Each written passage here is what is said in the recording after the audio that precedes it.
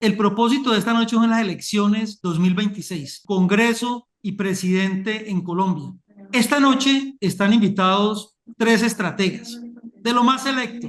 Doctor Miguel Jaramillo, mi amigo, un saludo. Arbey, un saludo muy cordial para ti.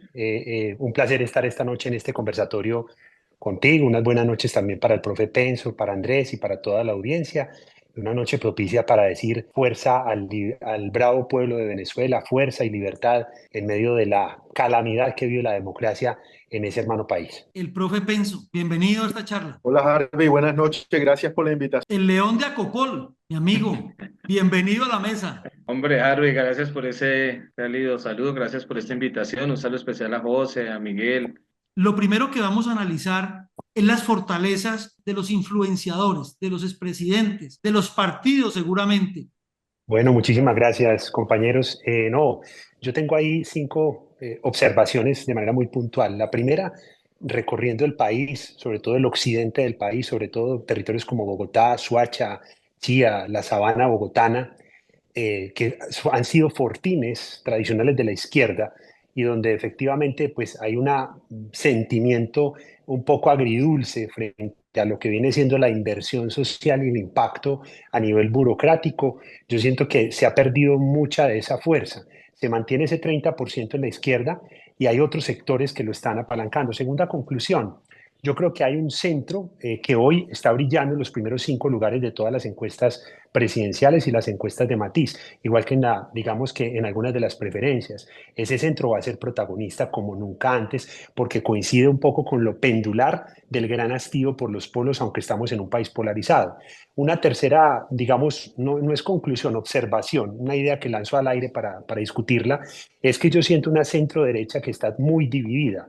¿Cierto? Tanto la derecha como la centro derecha la siento muy dividida, muy fragmentada y con unas heridas aparentemente insalvables. Basta mirar los 5 candidatos, precandidatos del Centro Democrático para encontrarse una crónica de una cantidad de heridas anunciadas, con lo que se podría venir si es María Fernanda Cabal, si es Miguel Uribe, si es Paloma Valencia, si es Paula Holguín, si es Andrés Guerra, en fin.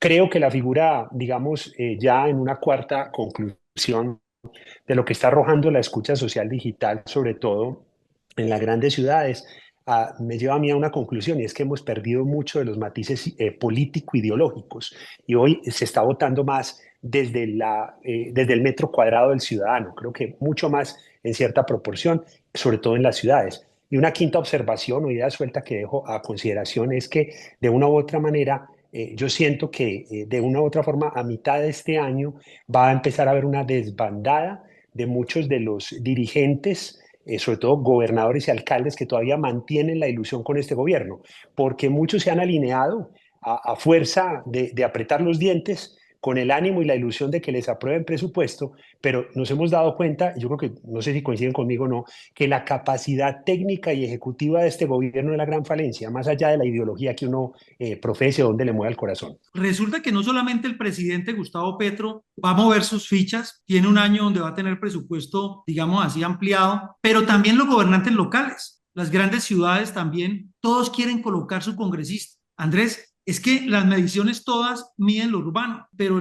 la parte de la ruralidad todavía hay mucha incertidumbre. Acuérdese que la población rural es alrededor del 25%, o sea, no es de poca monta también. Harvey, yo voy a dividir mi respuesta más bien en dos partes. La primera es para coincidir de cierta manera con Miguel. Yo creo que Miguel sí valoró el potencial del presidente. Yo coincido contigo también en el sentido de que es un potencial que no es despreciable para nada y que muy seguramente si bien no le alcanza hoy para elegir a su sucesor, pues sí puede inclinar la balanza. Yo creo que la izquierda mantiene un feudo, por así decirlo, bastante importante y no se puede subestimar, muy a pesar que el presidente no ha sido bien evaluado en la percepción ciudadana. Ese, sin duda alguna, para mí va a ser un primer pilar, un primer frente que veremos en las próximas elecciones, un segundo frente, e insisto, coincido con Miguel, el de una tendencia de centro, centro-izquierda, que hoy en día está bien posicionada en las encuestas, pero que a diferencia de Miguel, yo no sé hasta qué punto le va a alcanzar, porque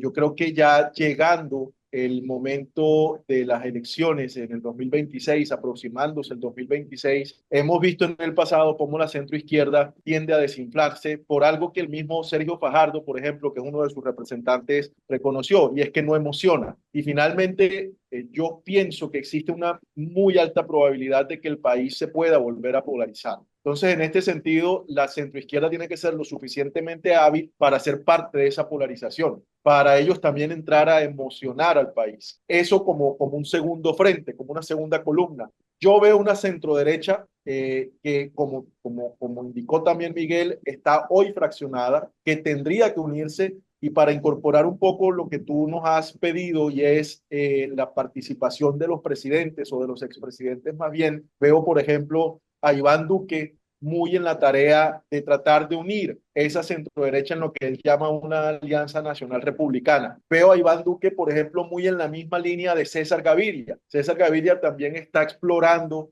posibilidades de unión entre diferentes partidos para lanzar una candidatura que pueda hacerle frente a la alternativa del petrismo.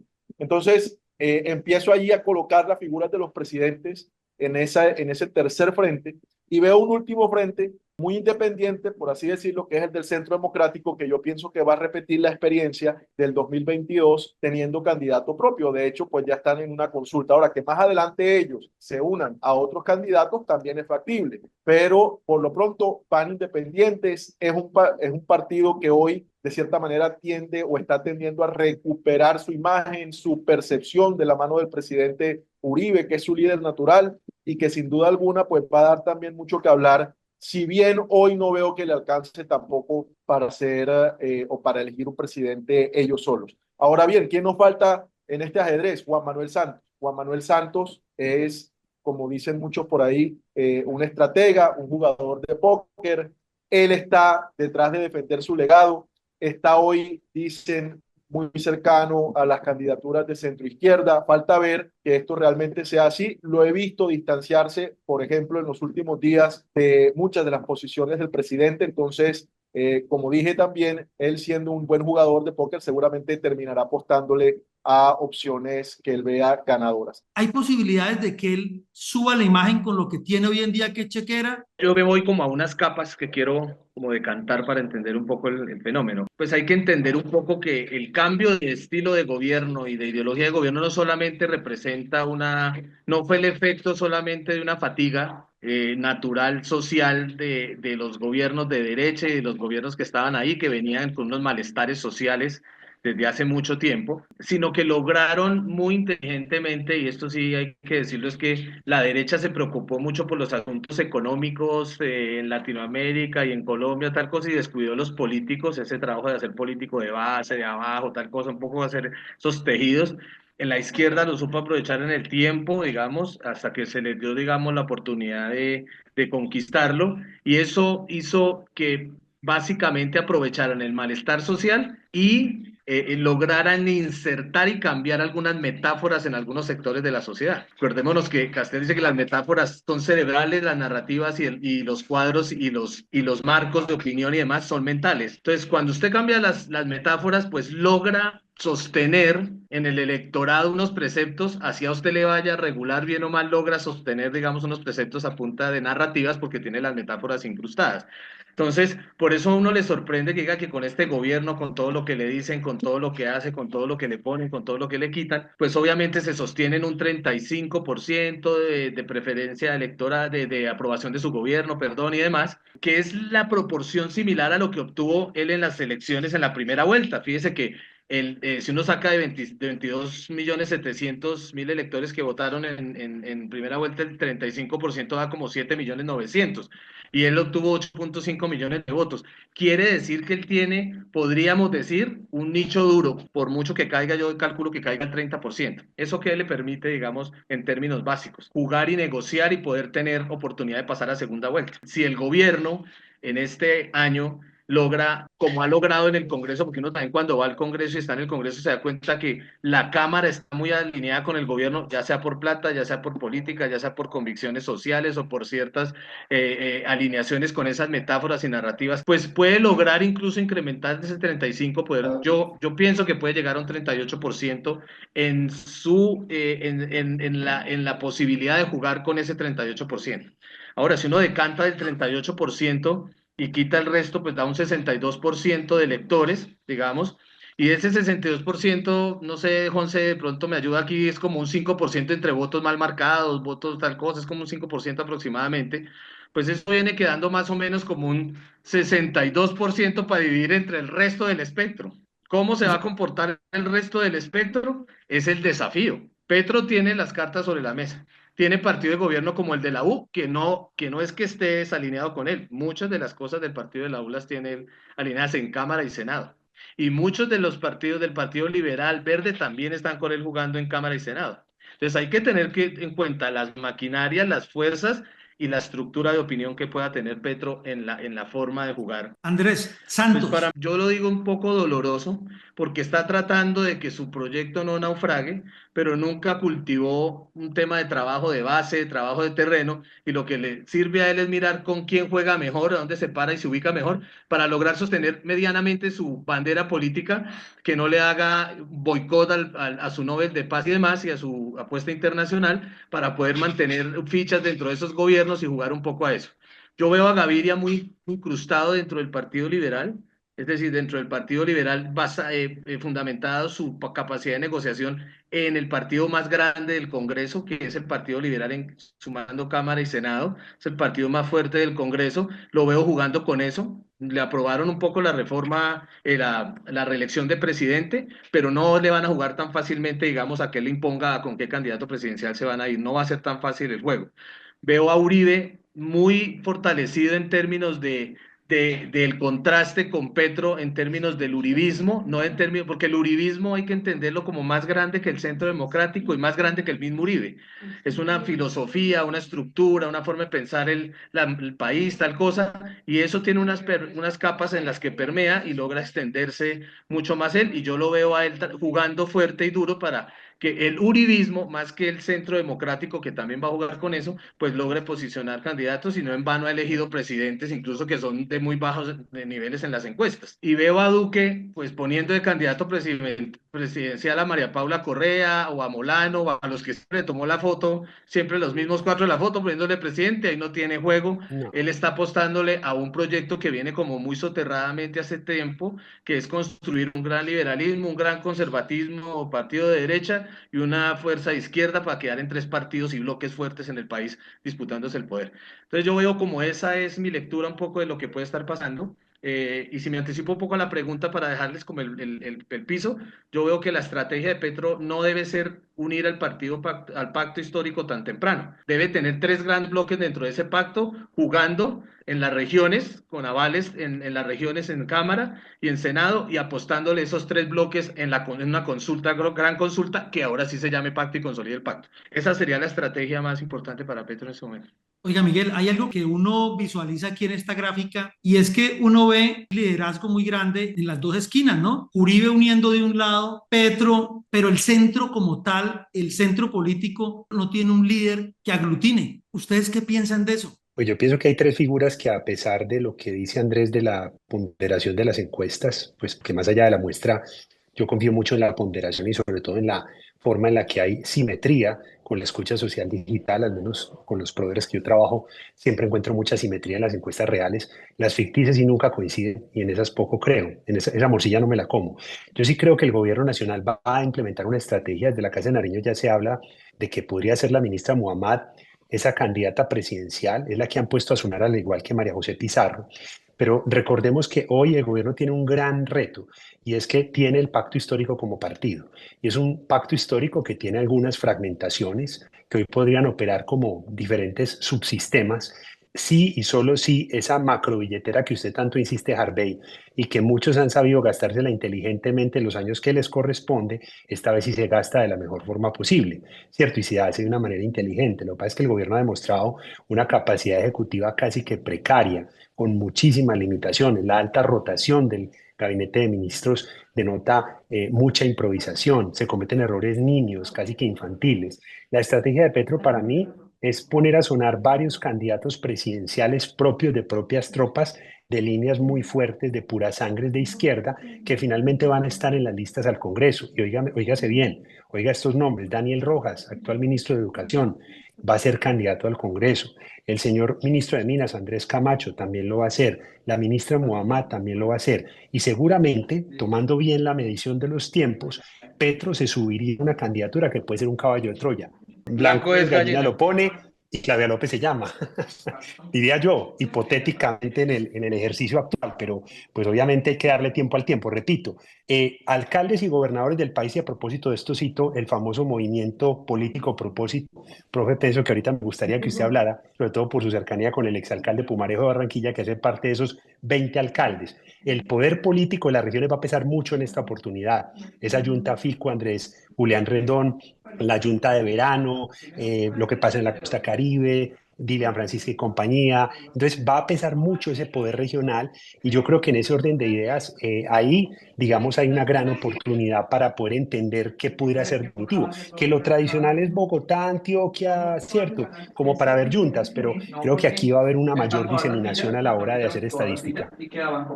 Ustedes ya han hecho un primer análisis macro, pero ahorita nos vamos a ir a las caras. Acuérdense que de todas maneras Petro va a tener que poner un candidato que enamore, que seduzca, que atraiga a la opinión pública. Si no, no va a poder retener y no va a poder endosar eso que dijo Andrés, que era un voto duro, que lo han seguido, ¿no? Ese 30-25 lo ha venido siguiendo. Empecemos a analizar primero la izquierda. Lo primero es que yo creo que si bien el ejercicio es interesante y por supuesto todos estos personajes que vemos aquí en el gráfico pues tienen mucho potencial, yo creería que al final todo esto se va a reducir y se tiene que decantar necesariamente en función de lo que digan las preferencias de las encuestas y las preferencias del ciudadano.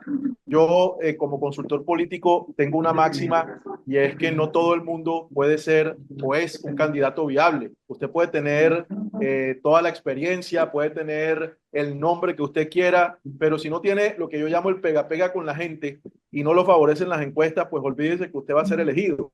A menos que obviamente haya alguien que con mucho arraigo, con mucho carisma, con mucho poder le levante la mano y puede que así sea. Pero por lo menos aquí en el territorio han habido ejemplos de personajes a los cuales le han levantado la mano otros personajes políticos muy importantes y no han pegado. Entonces, al final, lo que yo quiero dejar es la reflexión, Harvey, Miguel y Andrés, de que todos estos nombres que nosotros estamos evaluando, pues van a estar siempre en función de las preferencias y ya las encuestas nos están marcando quiénes son los que son. Entonces, yo creo que hay que acotar en ese sentido y hay que ir haciendo ese filtro.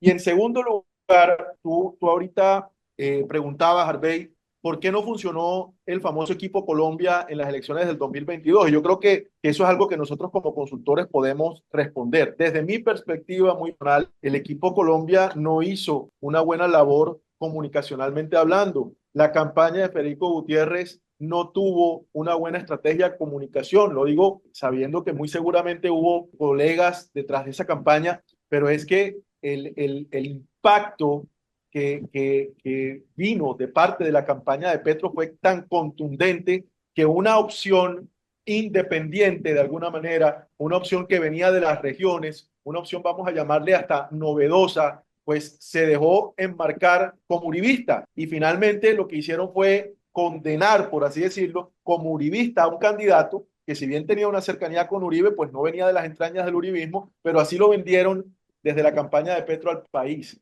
y terminaron y acabaron con ese experimento de Equipo Colombia y de la candidatura de Federico Gutiérrez. Tanto así que, por supuesto, a último momento, pues quien pasa a la segunda vuelta es el ingeniero Rodolfo Hernández, que termina convirtiéndose, por así decirlo, en un plan B o en un plan C de las opciones de centro derecha y de derecha del país. Entonces yo creo que hubo un mal manejo comunicacional. Yo creo que más allá de las falencias que Fico como candidato pudo haber tenido, pues fue una estrategia que no les permitió desprenderse de ese marcaje que le hizo la campaña de Petro. Para mí fue un error estratégico de la campaña de Federico Gutiérrez, pero todo esto para decir que a mí sí me parece muy interesante esta propuesta que está surgiendo o que surge desde las regiones. Es que aquí lamentablemente hay campañas con mucha experiencia, y lo menciono, la campaña, por ejemplo, de Gustavo Petro en su momento, que trajo unos cuantos asesores y que hicieron una labor de comunicación no solo en épocas de campaña, sino que hicieron una labor de comunicación desde muchos años antes, enmarcando al país en una crisis que no existía, vendieron que en el país todo iba mal, la gente les creyó, terminó votando por ellos y finalmente, pues en ese contexto también acabaron, como lo vimos en los petrovideos, con las campañas contrarias. Entonces, vemos aquí la importancia de una buena estrategia y la importancia de una buena comunicación en las campañas políticas. Pero esta campaña del 2026 se ha anticipado bastante. Te interrumpo ahí. Lo que pasa es que las campañas se adelantan porque tenemos un presidente que es un eterno candidato. Empecemos con la izquierda. Petro tiene, independiente de que obviamente quiere jugar en las elecciones presidenciales, para él es más importante darle una muy buena sostenibilidad al proyecto político, o sea, volver a sacar 20 y pucho de senadores, 30 representantes, o sea, tener una fuerza política, ¿sí? También es una prioridad en el pacto histórico. Entonces yo veo hoy de los candidatos de los que realmente van a estar jugando en la presidencia, puede ser Gustavo Bolívar, Iván Cepeda, María José Pizarro, y ahí se te quedó uno por fuera que ya está, mira, y es Daniel Quintero. Yo veo por ahora esos cuatro jugando, digamos, ahí, y Carolina Corcho. Daniel Quintero sí está aquí. Lo metimos ¿Dónde como está? en los centro Lo izquierda. metió. Está más No en sé el si tú centro, quieres está que lo más ahí en el metamos acá, centro. pero él no se ve Sí, tan No, allá. es más centista. por más de que trabajó con Santos, él está muy involucrado en el gobierno Petro porque sabe que ahí tiene A él sus le encantan los votos, puestos. la mayoría de los votos. Yo Vives por veo eso, por los puestos. Yo veo a Daniel Quintero liderando esa parte como de cercana a la centroizquierda dentro del bloque del pacto, en la centroizquierda, cercano a la centroizquierda. En ese centro de la izquierda, yo veo ahí a María José Pizarro y veo a Carolina Corcho un poco y a Gustavo Bolívar. Y bien en el extremo veo a Iván Cepeda. El resto, los otros, yo digo que hasta Francia Márquez dice que no va a la presidencia, pero sí va a lista de Congreso.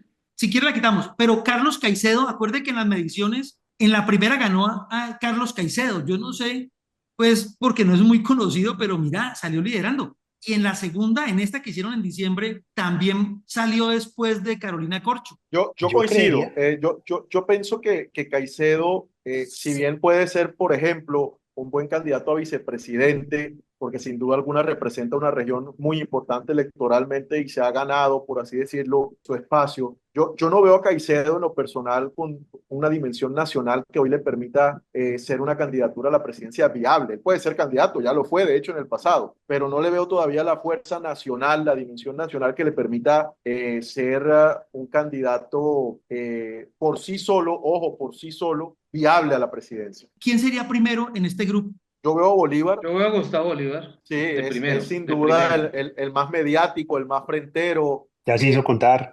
Sí, ya se hizo contar. Luego a María José Pizarro, yo no sé por qué meten allí a la Gustavo doctora Bolívar, Corcho. Gustavo Bolívar, acuerde que Gustavo Bolívar se desgastó en la alcaldía, ¿no? No le fue tan bien, digamos así. Es Entonces el lo ponemos primero de que marca primero. el pacto. Segundo, ¿quién Lo que pasa segundo? es que a Gustavo Bolívar, Harvey, para que lo entendamos bien, ahí no se puede uno dejar llevar por la comida rápida, de quién está primero, segundo, tercero, sino que si tú miras la microdata, te das cuenta que Bolívar ha cogido fuerza en las regiones, porque él está dirigiendo una Ah, entidad nacional donde hay un oh. lapicero fuerte y se está moviendo. Lo hemos visto en fotos con Fico Gutiérrez, una pareja irreconciliable y ahí ha estado, y moviendo el DPS, lapicero por varias DPS tiene regiones y ha plata. posicionado. Y ojo que el octubre del 23 ya va estando lejitos, es decir, ya ha pasado tiempecito. Entonces, yo no me diría la figura de Gustavo Bolívar solo porque quedó tercero en la alcaldía de Bogotá. Segundo, Además, Gustavo Bolívar tiene una virtud que no tienen el resto de los que están ahí, que es muy apreciada dentro del pacto. Y es el único que le habla a veces al presidente en contravía de él, sin importar el riesgo que tome.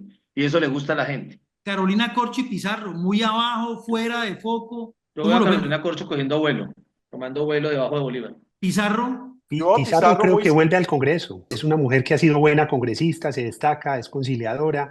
Yo en cambio veo a Pizarro bien porque creo que la están impulsando, creo que hay una intención clara de impulsarla. A Cepeda lo veo apagado, pero bueno, allí de pronto diferimos. Y yo no sé, yo creo que la doctora Corcho, con todo el respeto lo digo, pero pienso que la están sobreestimando. No la veo sencillamente como una candidata de talla presidencial. Los candidatos del corazón de Petro son Carolina Corcho, María José Pizarro y Gustavo Bolívar. El presidente hizo un guiño con Carolina Corcho, muy interesante. Obviamente falta mucha agua por correr. Mohamed, Yo ya la veo ya encabezando la lista de Senado, para jalonar el proceso de Senado. Camilo Romero no ha enganchado, no tiene el punch. Aquí hay nombres que seguramente pensamos que pueden jugar, pero falta que se dé el momento de las renuncias también. Yo sacaría a Iván Lo Cepeda, yo que, dejaría lo a que los pasa es tres. que, lo que pasa es que si hacemos una analogía con el año 2022, tenemos una figura preponderante, fuerte como la de Gustavo Petro. Recuerden que en el 21, que es el año análogo a este, se dieron por la época de diciembre esa famosa protesta social liderada efectivamente por Gustavo Petro contra el gobierno Duque, que le dio tantos réditos, que se sumó con un gobierno Duque que no apostó por la política, que no lo hizo bien técnicamente, que cometió muchísimos errores, pero había una figura preponderante. Hoy yo creo que en la izquierda no existe una sola figura preponderante y me parece que el 26 para la izquierda va a ser un periodo de siembra hacia el 2030. Perfecto. Pero, Bueno, Miguel, yo veo ahí no hay que olvidar que Petro está repitiendo un poco la historia de Uribe. Uribe tuvo candidatos que ni siquiera pegaban y al final terminó llevándolos de presidente. Y él puede darse el lujo de colocar a alguien que no sea ni siquiera tan popular, pero si tiene a alguien como un Gustavo Bolívar, incluso un Daniel Quintero, yo lo acercaría más hacia el lado de Petro que hacia el lado de Santos. Esos son figuras que han ya estado, se han hecho contar, han oiga sido Andrés, alcaldes, cosas. Pero hay un tema, Andrés, que lo mencionaba yo ahorita, y es que finalmente sí, a ti te puede levantar la mano como candidato y puede que tú no tengas pues ese vuelo. Y si alguien te levanta la mano, puede que lo tome, ¿cierto? Pues cuando Uribe lo hizo, por ejemplo, con Duque, Uribe estaba en oposición al gobierno Santos, era oposición. Hoy ellos son Sí. gobierno, un gobierno desgastado, un gobierno desprestigiado, un gobierno con poca aceptación. Yo honestamente coincido en que esos tres pueden ser ojo, porque es que esto también puede cambiar mañana, pero hoy Sí, son hoy, los de que acuerdo son de hoy. más,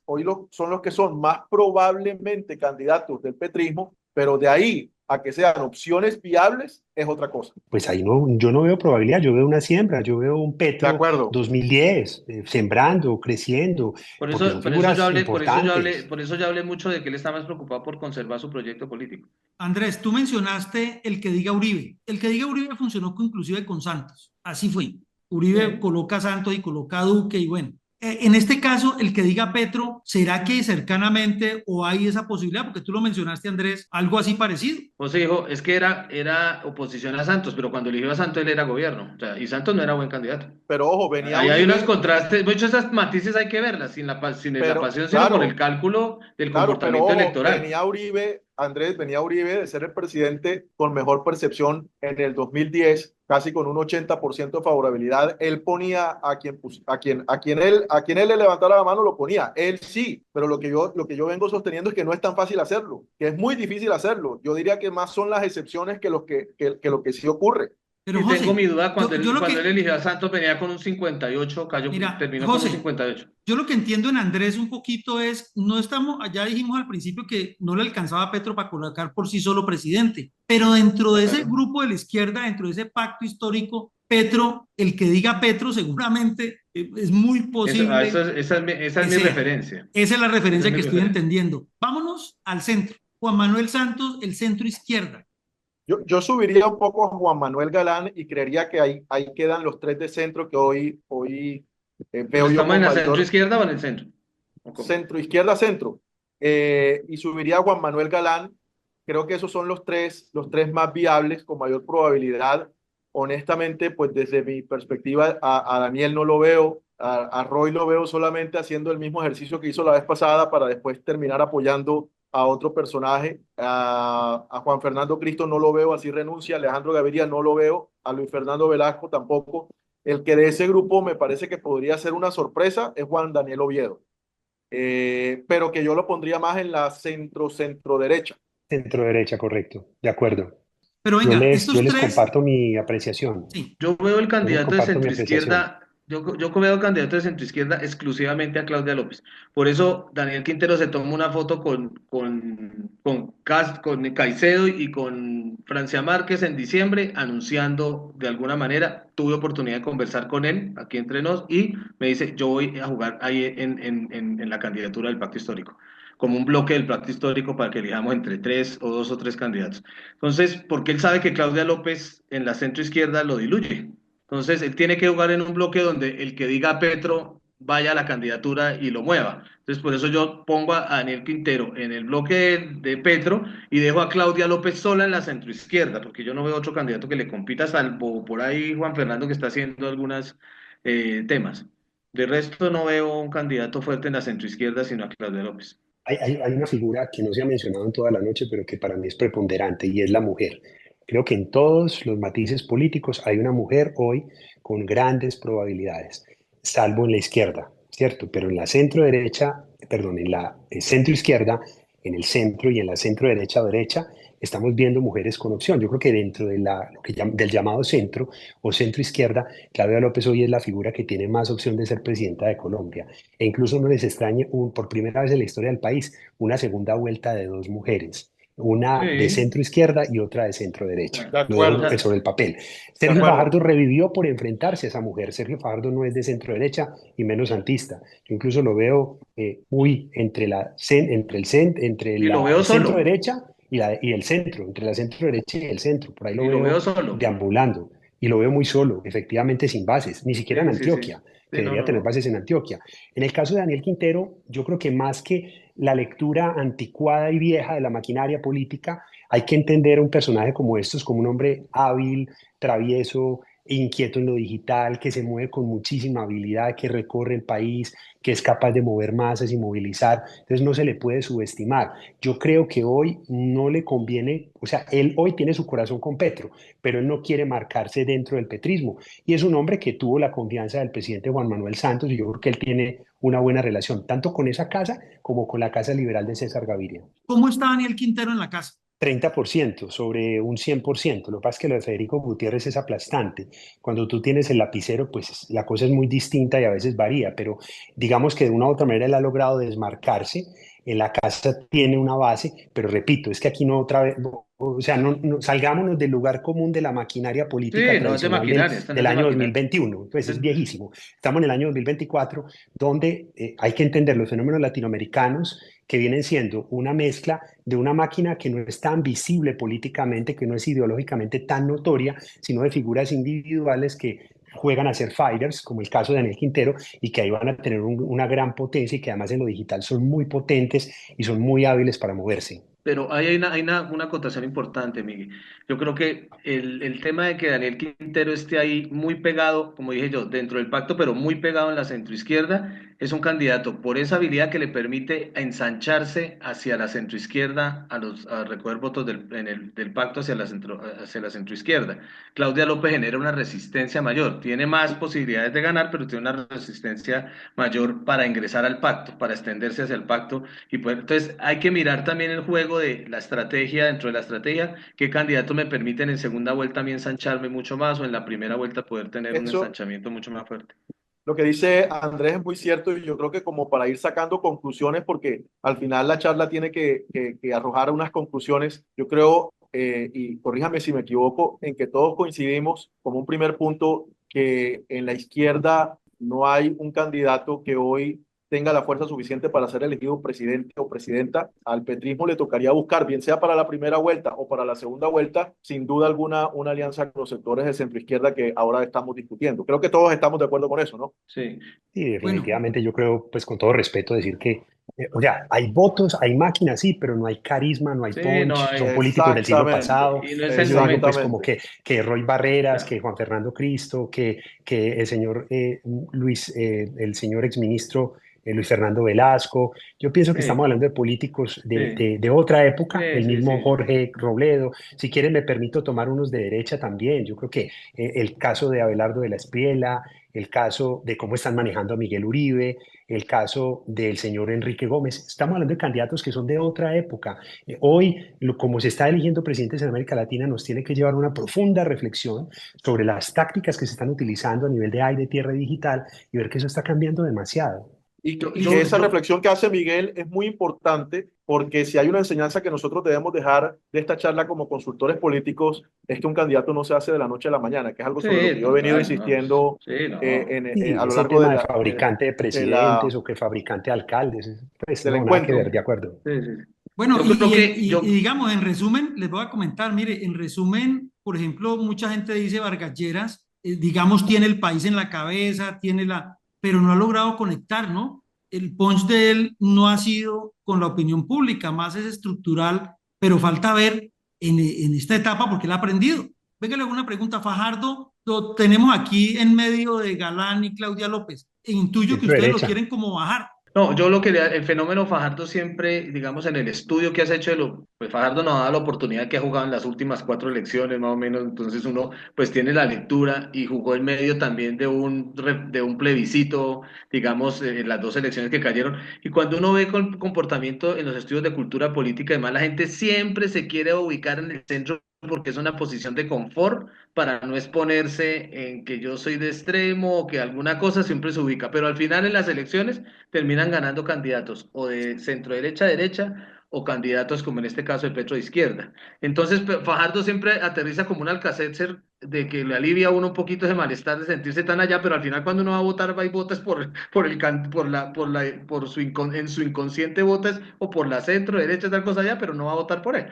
Entonces siempre puede ser un candidato de resistencia. Él va a aparecer en las encuestas, se va a diluir, yo creo que en el tiempo, porque no le van a ver fuerza o porque no va a sentir que tiene. Bueno, Además que él quiere que se le arrodillen a él, pero él no arrodillársele a los que necesita arrodillársele para sumar. Entonces es un candidato un poco con sus bueno, egolatrías vámonos a y ir sus a la maneras. derecha, pero hay un nombre que ustedes vienen ahí que me pidieron de esos outsiders, esos que no todavía no, pero me dijeron, póngalo ahí porque lo van a escuchar. Edisa, un médico cirujano, pero yo ahí no me quiero parar. Mira, aquí tenemos Vicky Dávila, Haga- María Fernanda Cabal y Germán Vargas Lleras. ¿Cómo ven ustedes aquí este centro derecha y derecha? Los pura sangre de Uribe y los que están acá que no son pura sangre, pero pues que tienen un pensamiento y la gente los empieza a ubicar allá. Los escucho. Bueno, yo creo que de una u otra manera el presidente Uribe, o el expresidente Uribe, es un hombre, desde donde yo lo conozco, porque no trabajo con él ni tengo vínculo alguno con él, es un hombre muy hábil, es un ajedrecista, pues digamos una vigencia de 25 años en la política y más de 40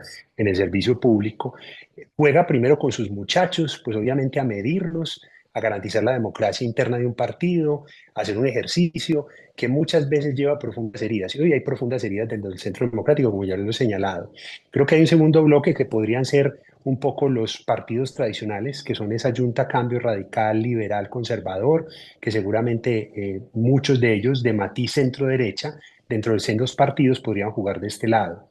Y yo no creo que exista duquismo, yo creo que la foto del presidente Duque, del expresidente Duque ahí sobra, pues con todo respeto lo digo, tuvieron la oportunidad de Sí, armar duquismo y tener congreso con un montón de gente y no les dio la gana, no hicieron política, que es lo que se requiere hacer en un gobierno, sí, pues no. hay que hacerlo, así uno le dé asco, como sea, pero hay que hacerla, Sí, o si sí, no sí, los proyectos no sobreviven nunca.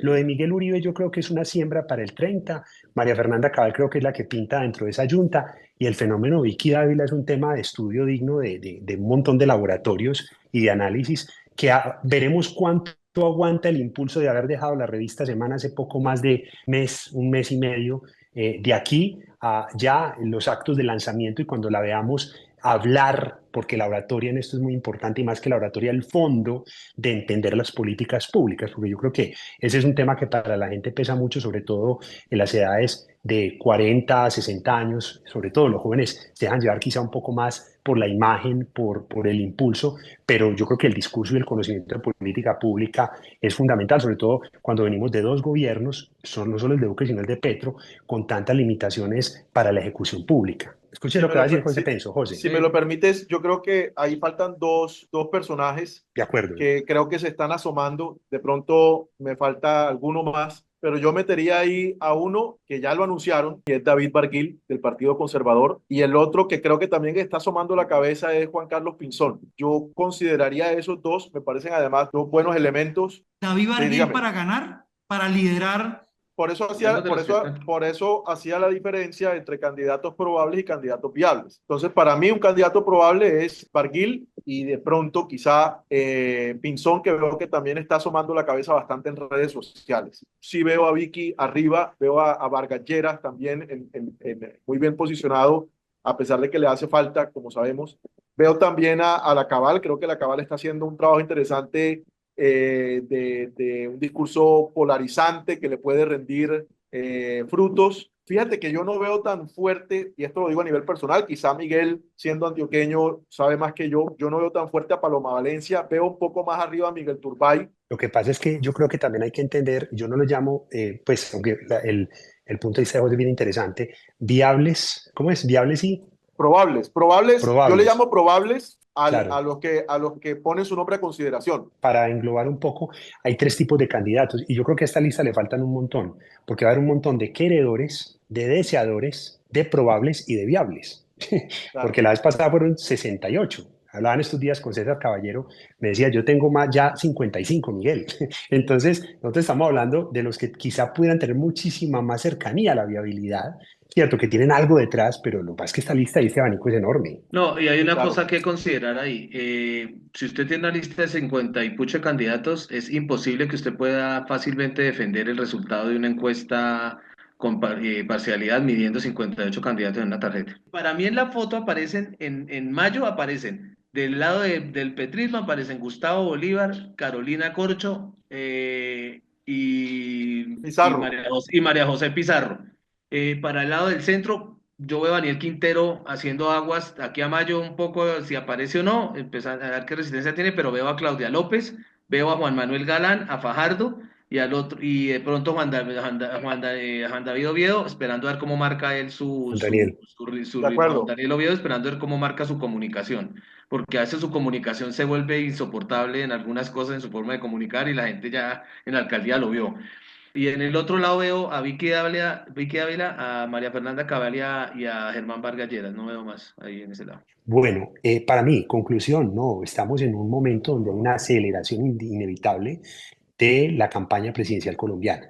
Y eso ha pasado en varios países de América Latina, porque las necesidades políticas de hoy, el ecosistema digital, la ciencia de datos, las inteligencias artificiales están operando de una manera tremenda, pues demandan hoy que el reconocimiento individual, no de partido, no de maquinaria, exclusivamente demandan una presencia en territorio y una presencia en el territorio digital con mucha antelación.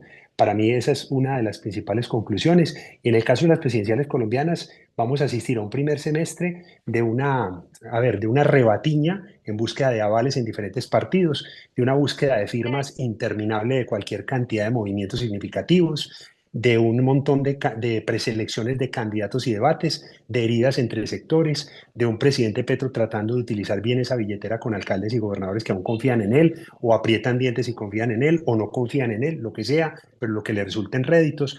Y esperamos ya en un segundo semestre quizá tener listas definidas a Congreso, que es muy importante porque es en marzo de 2026, Harvey, y seguramente esperemos, como explica Andrés Ponce de León, que los medios, las encuestadoras y otros mecanismos nos ayuden a decantar esta lista de candidatos presidenciales, que es un interminable rosario. Yo Perfecto. quisiera, si me José. lo permite, Harvey y los compañeros, hacerte una propuesta, porque yo creo que el análisis que hemos hecho, pues, ha sido un análisis político, electoral, pero no estratégico, desde el punto de vista de la consultoría.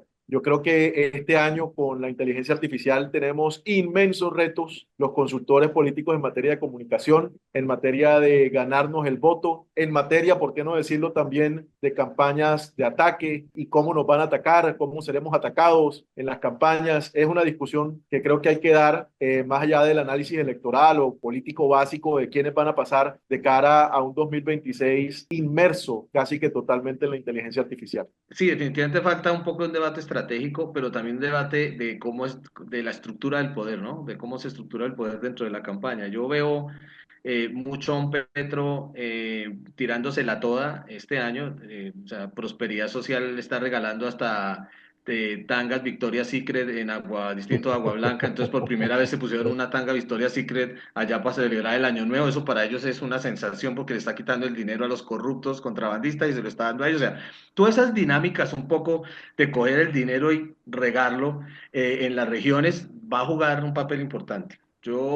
Si Petro se logra meter a segunda, con lo que tiene, Petro puede entrar a segunda vuelta. Pueda que no ponga presidente de una vez, pero puede entrar a segunda vuelta. Bueno, Entrando en segunda vuelta vienen fuerzas diferentes con las que pueden jugar, pero bueno, eso es uno de los escenarios que uno tiene que cantar. Entonces, al otro lado, todas las fuerzas tendrán que hacer movimientos, mucho de alianzas y uniones y de ir decantando.